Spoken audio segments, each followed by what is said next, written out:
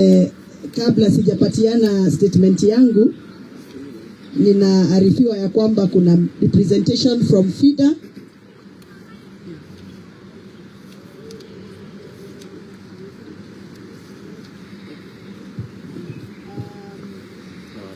My sister from FIDA is here, representing FIDA, and I'm sure you know FIDA fights for the women of Kenya.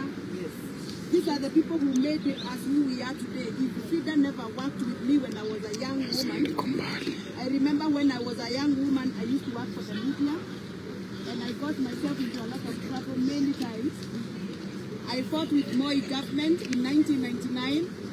I fought with Kibaki's government from 2002 to 2013. I fought with Uhuru Kenyatta's government, and the FIDA was always at my back or for my back. Can you appreciate FIDA for me? And because we are live and we have less than 5 minutes to go, kindly just say a word and then I will give my official address. Thank you. I am a program officer from FIDA Kenya. Mine today is to say that as FIDA, we champion the rights of women. It is something that we have done for the last 40 years. It is something that we will not cease to do. The issues being raised here today are pertinent. Women are dying. Systems are failing. Therefore, for instance, the issue of Kwara is still very fresh in our minds. The issue of Gen Z killings, the issue of abductions, the issue of missing persons, and the issue of gross violations of rights. Mine is to call us collectively to think and chart our way forward so that then we are able to address and also tackle these human rights violations that we are seeing in our country. Women are human beings, and it is, as has been stated by the previous speakers, there's the right to health. It is there in Article 37 of the Constitution. The right to picket and assemble is a right that is guaranteed in the Constitution as well, under Article 43. So mine is a clarion call not only to the women but the people of Kenya. It is time, the day is here that we need to respect and uphold women's rights as a country. Thank you. Very well. As you stand there, I request that the women of Kenya come near me. You are my power. Kujeni karibu, wale ambao ni wafupi wakuje mbele. Munisimamie nipatiane presa yangu. Tuko hapa. Wamama viva. Viva. Allow me not to use the microphone and use the... Is that okay? Yes. For the sake of the sound clarity for the cameras, I've been requested not to use the microphone, but use the microphones that are connected to the cameras. Honorable members of the press and the various organizations represented in this gathering today from the civil society, I want to thank you because I have seen you come for me when I was at my lowest.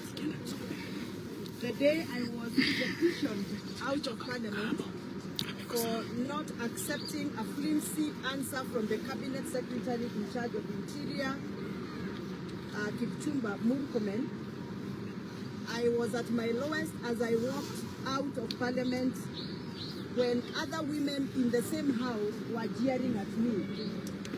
When they looked at me, even there is one woman leader, a woman representative. If you listen to that clip, there is one woman in that clip who said, "Tutakupiga vita." Shame. If you listen to that clip, there is one woman who said, "Tutakupiga vita." Shame. That was my lowest.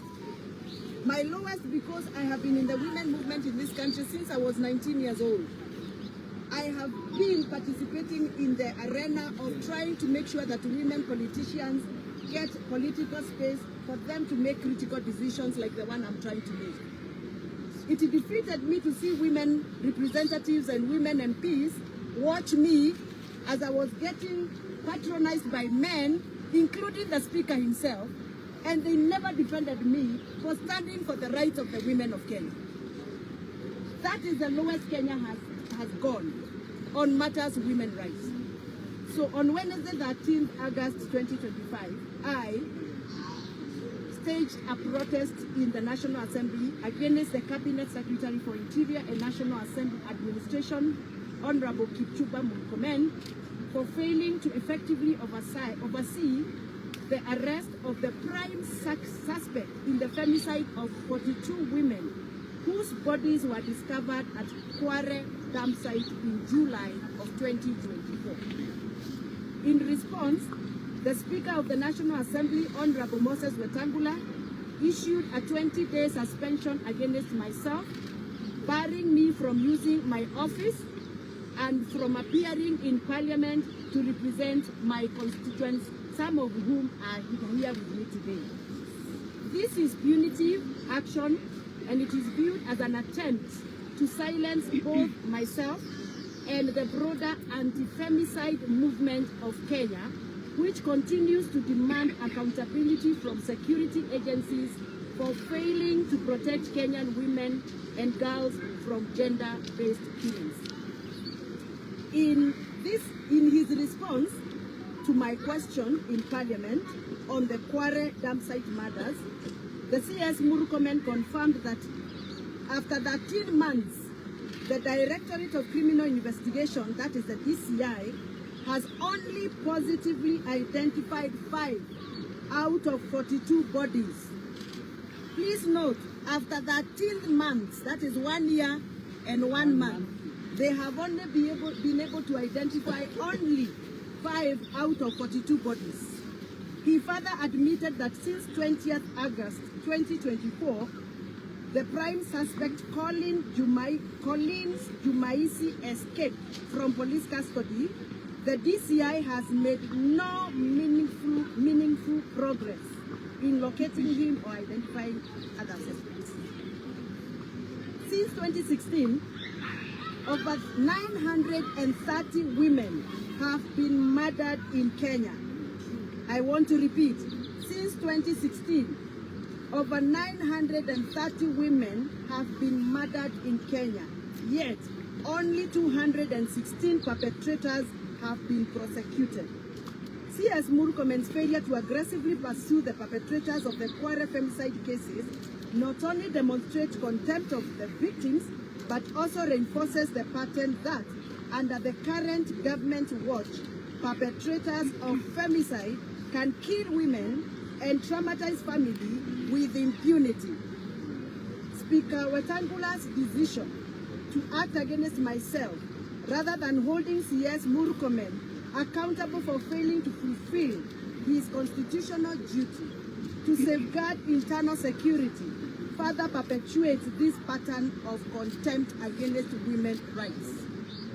It is particularly alarming that following his flippant treatment to myself and other leaders like Senator Gloria, who has gone through the same, Murkomen went on to dismiss the BBC Africa Eye documentary, Madams, exposing Kenya's child sex trade in Maimahio in Girigiri, describing it as an attack on Kenya's image. This reflects a consistent unwillingness to address urgent and systematic threats to women and girls of Kenya. My suspension is a call to action to all Kenyans to stand in solidarity with the femicide victims and to demand accountability from state institutions going forward. Wamama Viva! Viva! I commit as a member of parliament elected by the power of the vote, enshrined by the Kenyan Constitution, as a woman leader of this country, as a mother of girls and boys, I will continue to play my critical and active role in defending the rights of women, mothers, girls, and children of Kenya. I will not be cowed by such activities and actions as seen or witnessed in last parliament activity patronized by Speaker Moses Wetangula. I want to remind Speaker Moses Wetangula that any woman elected in the National Assembly is not a mama. Any woman elected in the National Assembly is referred to as honorable member. Mamas are languages that are used to bring down the women's status in the society. Mamas are called to us whenever we are in our homes. But when we are in parliament, we are honorable members of parliament. Wamama viva. Viva! As a woman leader in this country, I want to register my disappointment with the government of the day. President William Ruto, the patron of my party that has sponsored me in the National Assembly, committed to a national women charter and promised to deliver sanitary towel to every deserving girl of this country. 2 years and a half are gone. That has not been done. President William Ruto, you have failed the girls of Kenya. President William Ruto committed through a national charter, which he committed through the commitment of a personal signature, to provide diapers to lactating mothers of Kenya. It is now 2.5 years, and those diapers to lactating mothers have not been delivered. President William Samoei Ruto, you not only failed to deliver diapers, you have refused to protect the dignity of mothers during delivery by providing a cover called Leader Mama. You have failed the women of Kenya. As I complete my press statement today, I want to reassure the women of Kenya, those that are aspiring to become MCAs, those that are aspiring to become members of parliament, governors and senators, do not back down. Continue pressing on. Some of us are suffering so that tomorrow we can occupy our spaces. Prepare to occupy parliament through parliamentary votes. Prepare to come and sit on the seats that Wamuchomba sits in parliament.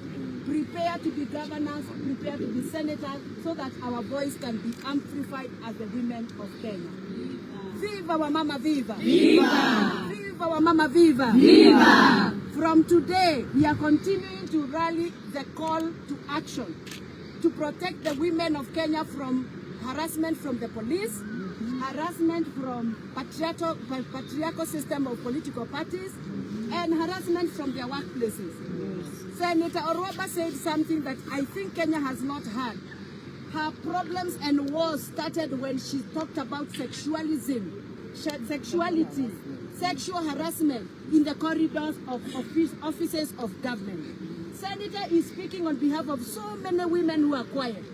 There are so many women who are intimidated in their job workplaces, women intimidated in political parties, women intimidated in colleges and universities, and Senator is speaking for so many women. Continue praying for us, continue standing with us, and thank you very much for coming to stand with me as I give my press up today. Asanteni